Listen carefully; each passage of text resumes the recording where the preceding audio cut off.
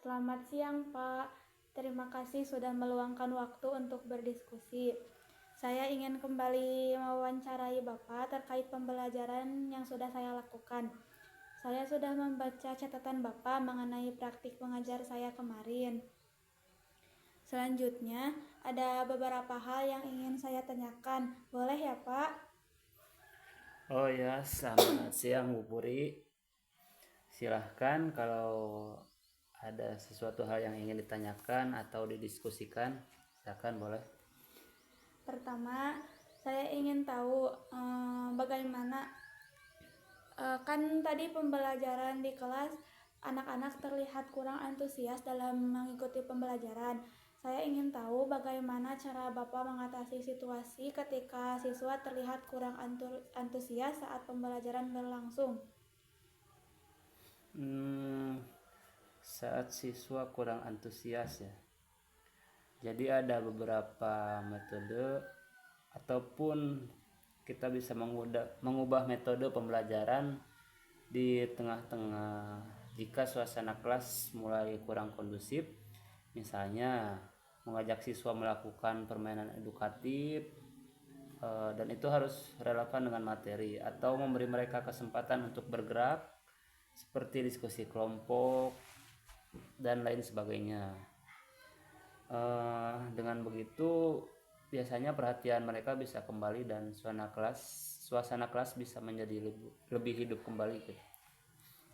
Baik, Pak.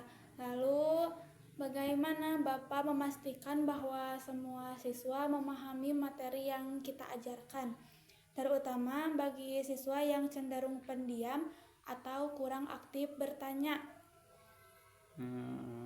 Untuk siswa yang pendiam, biasanya ada beberapa cara. Yang pertama itu dengan cara pendekatan secara personal ya kepada siswanya, baik saat kegiatan kelompok ataupun saat mereka mengerjakan tugas individu. Saya tanyakan langsung apakah mereka paham. Jika belum, saya jelaskan kembali dengan bahasa yang lebih sederhana. Selain itu, saya juga memberikan pertanyaan lisan ataupun langsung secara acak ke semua siswa agar mereka merasa dilibatkan, bukan hanya yang aktif saja tapi semua gitu. Oke, terima kasih, Pak. Kemudian pertanyaan selanjutnya, bagaimana Bapak kan mungkin sudah pernah mengajar ya dahulu sebelum menjadi kepala sekolah.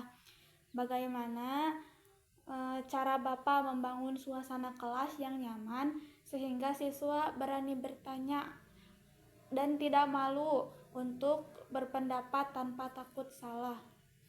Hmm, jadi begini Bu Puri, kuncinya itu membangun kepercayaan dan rasa aman di kelas.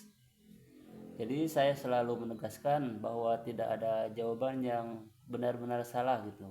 Dan setiap pendapat itu berharga. Jadi saya juga memberi apresiasi, misalnya dengan ucapan bagus, terima kasih sudah mencoba, ataupun ide kamu sangat bagus. Dan juga saya sering bertanya kepada anak-anak ataupun siswa yang lain, ada yang mau menambahkan dan lain sebagainya. Dengan begitu jadi siswa merasa dihargai dan lebih percaya diri untuk berpartisipasi. Begitu Ibu Puri. Baik, terima kasih Pak. Kemudian setelah Bapak melihat pelaksanaan pembelajaran yang saya lakukan di kelas kemarin, menurut Bapak, apa kekurangan utama yang saya lakukan pada pembelajaran kemarin? eh Kekurangan dan juga kelebihannya. Jadi kalau saya lihat kekurangannya itu dalam metode pembelajarannya yang masih monoton gitu. Jadi kurang melibatkan siswa secara aktif. Karena hal ini membuat siswa kurang termotivasi dan interaksi di kelas itu menjadi kurang ataupun rendah gitu. Itu mungkin kekurangannya. Untuk solusinya bagaimana Pak? Nah, untuk solusinya mungkin Ibu Puri harus mempunyai variasi yang banyak ya metode pembelajarannya, seperti diskusi kelompok, tanya jawab yang interaktif, dan permainan edukatif yang sesuai dengan materi. Jadi hal ini dapat meningkatkan keterlibatan siswa dan membuat suasana kelas lebih hidup gitu. Baik, untuk pertanyaan terakhir, menurut Bapak, bagaimana cara saya untuk bisa memperbaiki interaksi dengan siswa selama pembelajaran berlangsung? Interaksi dengan siswa selama pembelajaran. Jadi interaksi saat pembelajaran itu perlu ditingkatkan gitu dengan memberikan lebih banyak kesempatan bagi siswa untuk bertanya dan berdiskusi.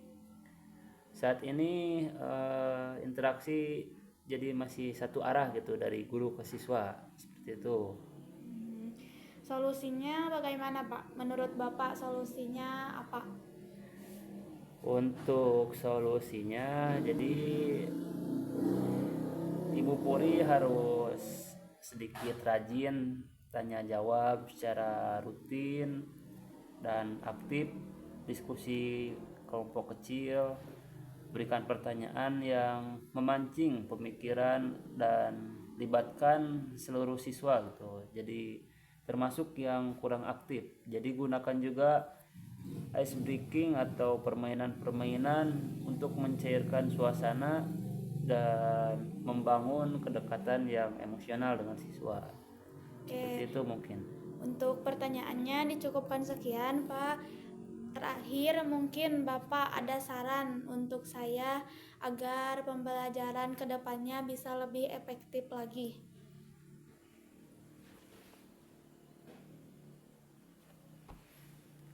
Saran ya supaya pembelajaran lebih efektif. Jadi untuk sarannya mungkin dari saya buat Bu Puri ya, rencanakan pembelajaran dengan tujuan yang jelas dan gunakan metode yang mendorong partisipasi aktif siswa.